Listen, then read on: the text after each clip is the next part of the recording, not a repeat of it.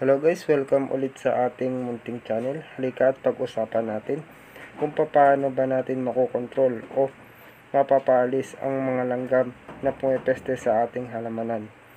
Sana makasama kita hanggang sa dulo ng video na to at sana ay may matutunan ka na bagong kaalaman dito sa ating channel.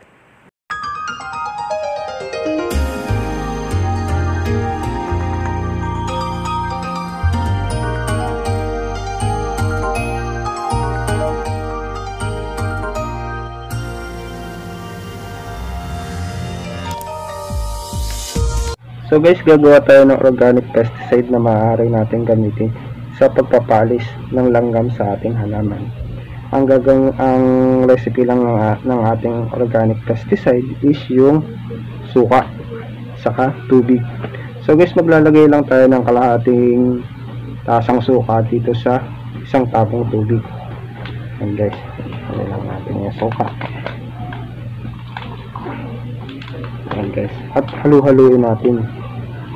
Ito yung gagamitin nating pandilig.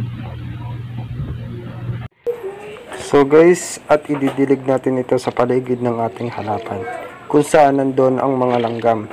Isa pang minumunghay ko ay paglalagay ng tuyong dahon o damo sa topsoil ng halaman. Bukod sa pinapanatili ito yung moist ng lupa, ay pinoprotektahan din ito yung ating halaman sa mga punggos at sa mga pesting maaaring sumira sa mga ugat nito. So guys, hope na may natutunan ka ulit sa ating video.